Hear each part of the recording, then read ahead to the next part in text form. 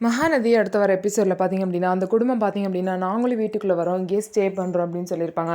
ஆனால் சாரதாம்மா பார்த்தீங்க அப்படின்னா, அதெல்லாம் முடியாதுன்னு சொல்லிட்டு போயிருப்பாங்க. ஆனால் விஜயும் நிவினும் பார்த்தீங்க அப்படின்னா, ரொம்பவே குளிராக இருக்குது, இந்த நேரத்தில் அவங்க எப்படி வெளியே படுக்க முடியும்னு சொல்லிட்டு, கொஞ்சமாவது நமக்கு மனிதாபிமானம் வேணும் அப்படின்னு சொல்லிட்டு, அவங்கள உள்ளே கூட்டிகிட்டு வர சொல்லி ஹாலில் வந்து உட்கார வச்சு பாய், பில்லோ எல்லாமே கொடுத்துருப்பாங்க. இன்னொரு சைடு பார்த்தீங்க அப்படின்னா, இந்த மாதிரி அந்த பாட்டி வந்து பார்த்தீங்கன்னா, அவங்க கிட்ட போய் பேசுவாங்க.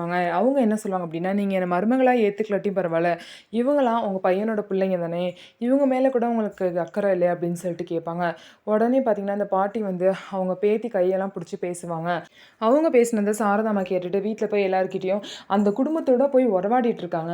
இவங்களும் நம்மள ஏமாத்திட்டு தான் இருக்காங்க போல அப்படின்னு சொல்லிட்டு அவங்க அத்தைய வந்து சாரதா வந்து சொல்லுவாங்க. நான் அப்படிலாம் பேசலாம் இல்ல. சும்மா நான் போய் அவங்க கிட்ட நின்னேன். வேற ஒண்ணும் நான் அவங்களுக்குலாம் ஆறுதலாலாம் எதுவுமே சொல்லல அப்படின்னு சொல்லிட்டு பாட்டியும் மழுப்பி மழுப்பி பேசுவாங்க. இவங்க எல்லாரும் பார்த்தீங்க அப்படின்னா, எப்படியாவது ரெஜிஸ்ட்ரேஷன முடிச்சிரணும் அப்படின்னு சொல்லிட்டு தான் பிளான்ல இருந்தாங்க. ஆனா, இப்ப வந்து என்ன ஆயிருச்சு அப்டின்னா, அந்த செகண்டா வந்த ஃபேமிலில உள்ள பையன் கிருஷ்ணா பார்த்தீங்கன்னா, "நான் கோர்ட்லேருந்து ஸ்டே ஆர்டர் வாங்கி வச்சிருக்கேன். என்ன மீறி நீங்க வந்து வீட்ட ரெஜிஸ்ட்ரேஷன் பண்ண முடியாது" அப்டின்னு சொல்லிட்டாங்க.